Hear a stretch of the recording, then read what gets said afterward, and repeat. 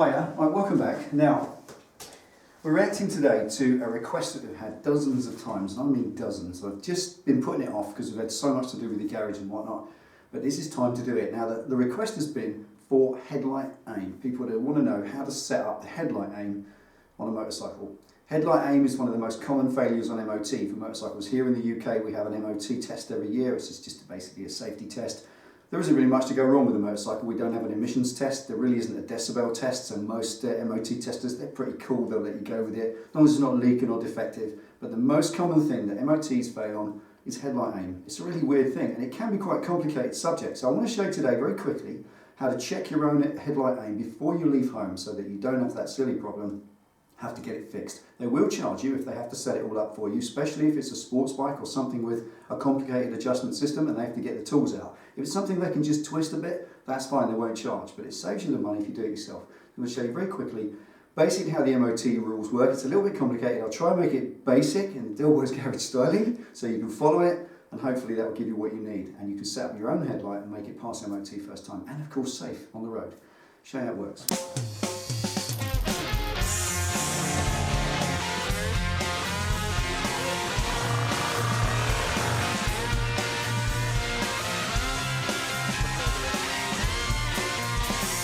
Okay, so what's all this about?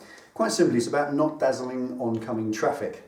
With a headlight on a motorcycle, it is roughly about a foot higher than the average car headlight. When you look at car headlights, they're usually around this height, but motorcycle headlights are always that much higher. So it's very important on a bike that the headlight aims down enough not to dazzle car drivers coming towards you.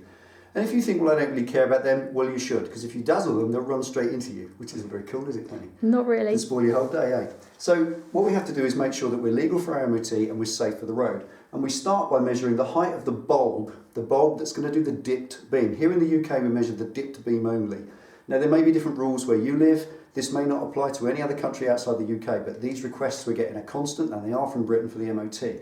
So we're going to start with measuring the dipped beam bulb, and in this particular machine, in the scrambler here, it's this H4 bulb in the centre. So we need to measure the centre of that bulb, how far that is from the floor. That's how high it stands off the ground. So it's ever so simple, just take a tape measure, slip it down inside the fork leg, as close as possible to the bulb on the floor, and there we are. I can see the bulb side on through the lens. I am at 890mm, so I'm there, 890mm from the ground. That's how high. Now that's with the bike upright and the weight of a rider on it. So I'm going to go get Penny to sit on this and double check it in a minute to make sure that it doesn't drop. It might drop maybe another 10mm. So once we know that height, we then have to transfer that height to the wall to give us our exact line of sight dead ahead. And then we can start making ourselves across hairs on the wall that we can actually aim at. Let's show you what that looks like. Right, so at this point, what I've done, I've taken an old dry whiteboard and I've just set it up, hanging it on the garage door. You can do it with a sheet, you can do it on the wall of your garage, whatever you like to do, but you need to be 12 feet back from it. I'll show you in a minute.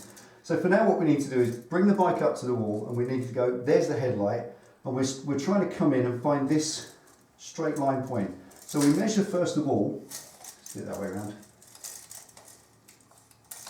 So measuring from the ground in front of the bike, coming up, I am 890mm. Now this gives us a horizontal line, and that's the dotted black line. That's 890mm. So this line here represents the line of the bulb. That's the central line. And we're going to call that 0%. That's your 0% line. That is where the bulb is. Now also we want to put the vehicle straight on against this aiming point, because this little cross in the middle here, that is exactly, if that bulb was a gun and it fired a bullet, that's where it would go through. It's got to be a crosshair, it's a dead straight line. So we need a centre line upwards as well. And the centre line's important. I'll come to that in a minute why, because we have a side cast on all headlights. So we need a centre line going up, which represents 0% vertical, and we need a side line going across, which is 0% horizontal. And from then, once we have that, we then need to come backwards 12 foot 6 inches. That's the set distance for your MOT. 12 foot 6 inches back. So let's move the bike backwards. So 12 foot 6 from that centre line. 150 inches, 3.8 and a bit metres. And that's the distance the bulb now needs to be from the measured crosshairs.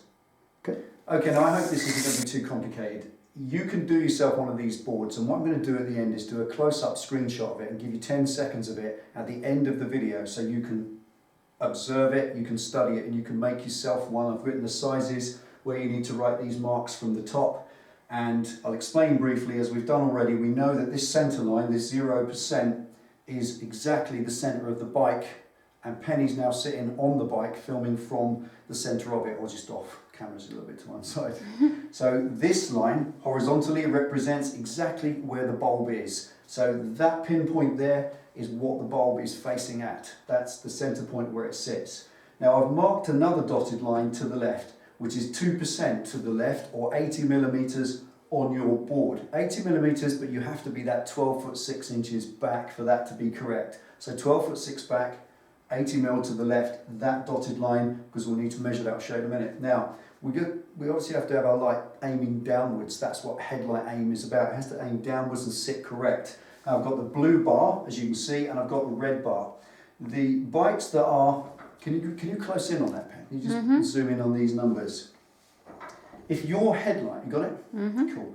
If your headlight is under 850 millimetres from the ground, then you are paying attention to the blue line.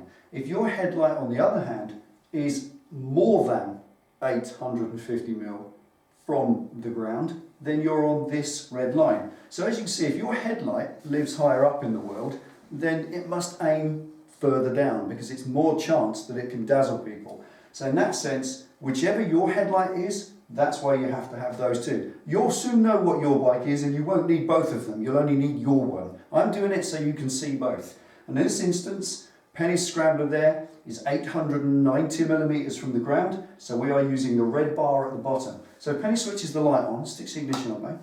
Now we've got the headlight there, so we see what we're actually getting in the form of the aim, and we are a little bit too high, as we can see. We're going to be within that red band, so I need to drop the headlight down very slightly. So I'm just going to do that by literally twisting the headlight bucket down, coming in, bring that down just a little bit, and we can come up to about there.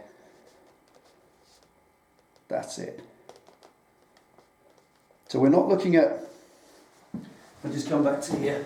If we're not looking at this kind of bulk of the aim, and this blue line, we can forget about that. We're looking at any aim whatsoever, any bulb. So there's a little bit of light here, and it's just below this red line, which is where we should be.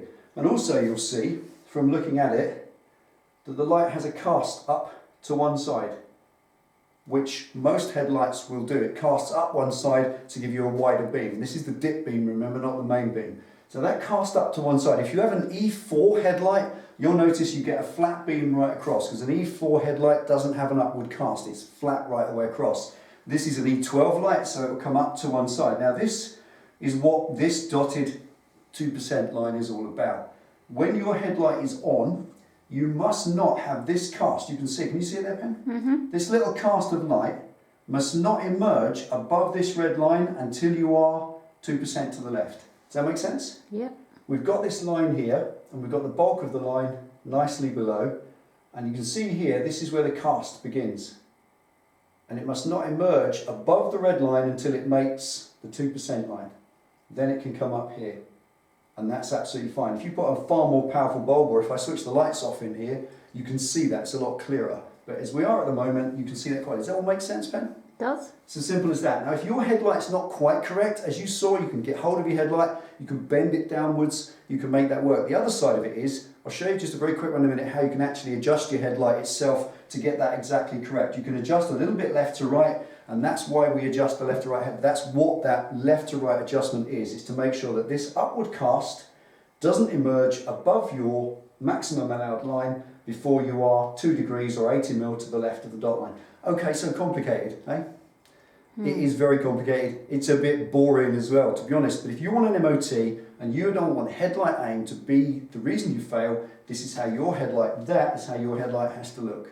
Okay, switch it off, Pen. We'll cover the last little bit of adjustment. Okay, just finally, how to adjust your actual headlight itself. With the many or most of the bikes with this kind of bucket style headlight that's mounted at the side, it's very simple to do. These two bolts, you release them off. You'll find inside the casting of the headlight shell, there's often kind of star pattern washer that's kind of locks on itself, so you can release the bolts, click it forward a bit and knock them back in again, tighten them up, and that will hold the headlight in that position. With this one I've got some spacers in. It's a plastic headlight shell, so there's nothing to hold it. It's literally a friction only, and I've got it nice and tight, and that isn't moving anywhere. So we've set the height on that. That's the up and down movement. Now there is a side to side movement, and I'll show you where it lives. We can come in close, man. On nearly every headlight you'll see this little screw here, and what that has got inside the actual, I mean, without dismantling this and showing the innards of it, which is a little bit boring, there's a little metal ring inside there that sits on 2 springs, and it kind of moves around. It's kind of a little bit free and it just boogies around, and that little spring there, actually it's got a screw in the metal ring, so when you turn that, it turns the actual lens within the bucket, and it turns it left to right. And rather than it's such a minute movement. I don't know if you can see it. You can't really see it moving. Can you see a little bit just up against there? Can you see a little bit of movement? Tiny, tiny. But it is tiny. I'll tell you why. Because by the time you get over to your beam over here, let's just switch this on. Come the other way, Pen, face that. If I... Now, you see that? Look at the cast on the left by the 2% left line. As we screw that across, it's bringing it down. It's bringing that across. So that's all it is. All right, simple as that. So the adjustment in this ring, all headlights of this kind will have a little adjusting screw in the ring. You may find that there's nothing there. You take this bezel off and it's in behind, but one way or another you'll get to this little screw, and if you see it inside, it's a big old long screw like that with a little thread that sits in the middle, and it just boogies backwards and forwards, and it just gives you a minute, and I mean the amount of adjustment in the actual thing is probably a centimetre from one end to the other. It isn't much, but when you take that centimetre of movement and you project it 12 feet away, obviously you get like a big searchlight from a ship type affair, and it moves across. And when all you've got to do for MOT pass is move that just 3 or 4 mil to pass, it's a couple of turns on the screw. So that's how you set up and fine tune the side to side movement on your headlight, and obviously the bucket itself can do the up and down, and that is as easy as it is. So it may not be matter to you, you may not have an MOT in your country. We get viewers from Thailand and the Far East where they don't have MOTs.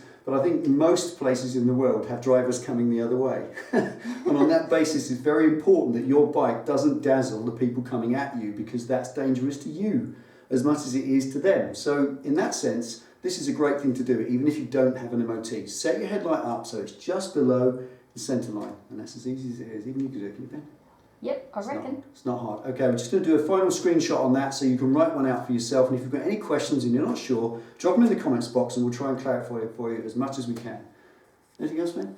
Thank you. There we are. Take as you ride safe. Thanks for watching. See you next time.